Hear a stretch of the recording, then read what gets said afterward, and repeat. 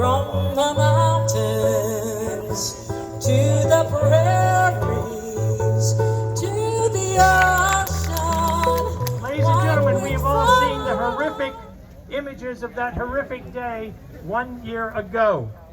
But I don't think many of us here were at that horror. But one local person was. His name is Congressman Charlie Crist. And ladies and gentlemen, he has asked his Deputy District Director, Gershom Faulkner, to come here tonight and share his reflections here 1 year after the assault. Mr. Faulkner, sir. Good evening. My name is Gershom Faulkner. I am the Deputy District Director, and I stand here before you on behalf of Congressman Charlie Crist to read a statement that he put out today from his office. This statement is titled, "A Crist Statement Marking 1 Year Since January 6th Insurrection."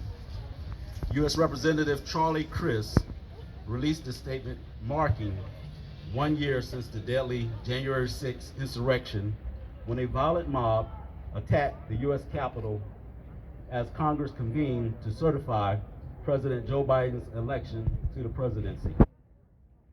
On January 6, 2021 was one of the darkest days in American history. Violent extremists not only attacked the Capitol building, they attacked the United States Constitution and democracy itself in an attempt to thwart the certification of a free and fair election. What still alarms many Americans is that those who orchestrated and carried out the attack were not foreign, but domestic. Today, my heart aches for the America we all love. Yet still, I cannot help but be optimistic. Even in the face of political violence never before seen in our nation, we all witnessed heroism that day. Heroes like Officer Eugene Goodman. Yes. Who led the violent mob away from the Senate. And also Officer Brian Sicknick, who gave his life, defending our democracy against the insurrectionists.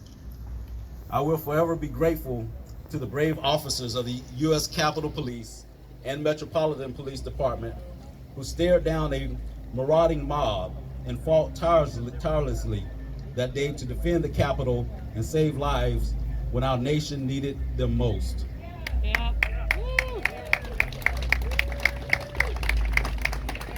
Because of their service and sacrifice, American democracy lived to see another day. The coup fell, Congress reconvened, and following my duty, explicit under the Constitution, I voted to certify Joe Biden's free and fair election to the presidency of the United States.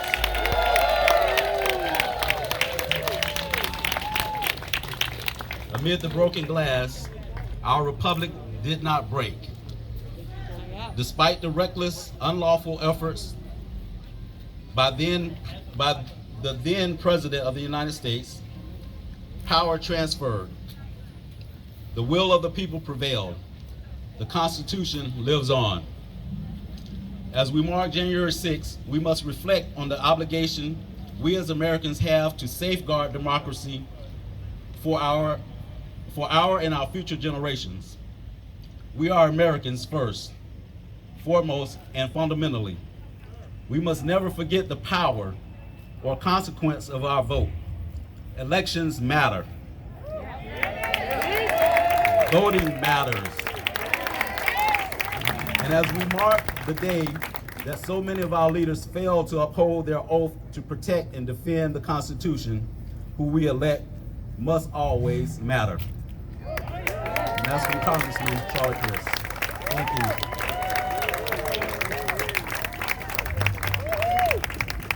Any movement, any revolution, any change in reality need music. And when it comes to music, I can't think of anyone better than the alliterative husband and wife duo, Rick Schilling and Rose Jameson. Ladies and gentlemen, give it up for Rick and Rose. Come gather around, people, wherever you roam.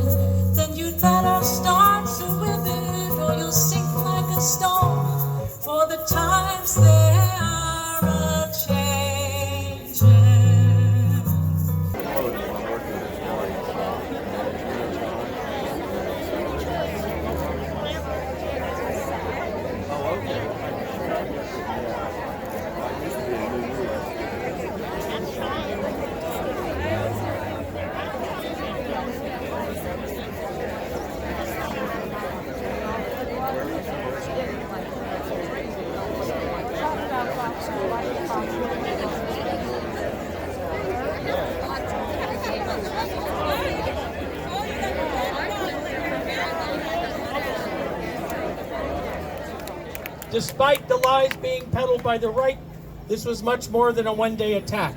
Right-wing elected officials in Tallahassee, Washington, and across this country are working now to restrict everyone's right to vote so that the people don't choose their leaders, they do.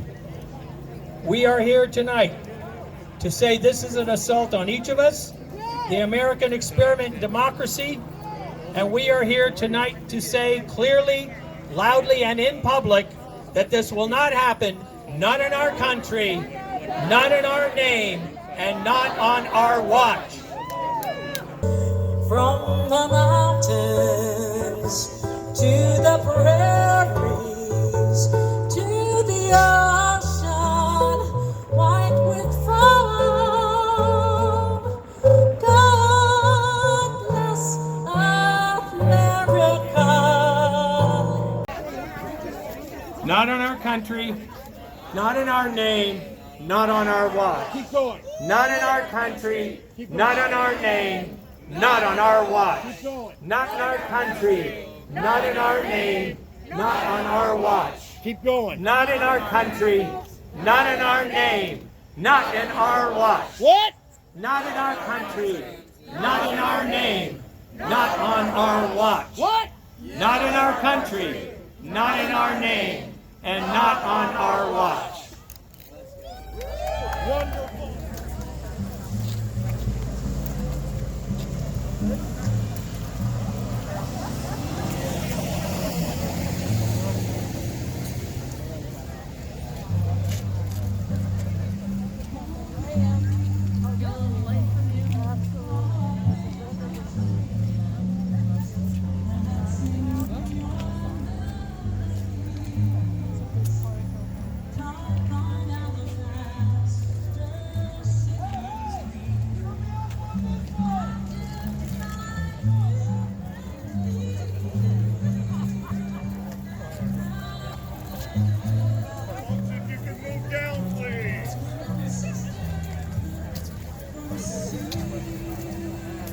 Move down, please.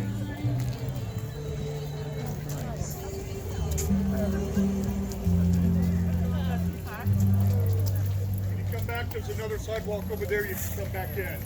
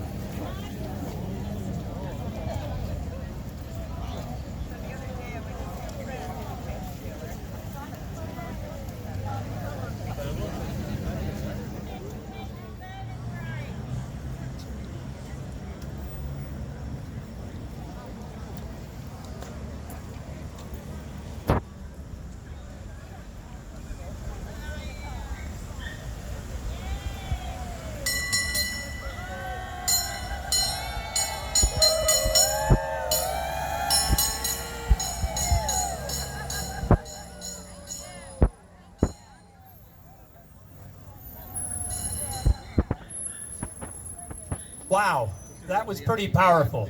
Seeing all of us here today, and all of us here, and you need to know this. Tonight, right here, these folks who showed up to defend democracy, we are 250 strong.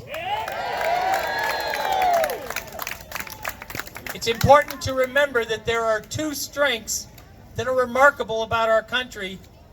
One is the peaceful transfer of power. Yes! Yes! Yes!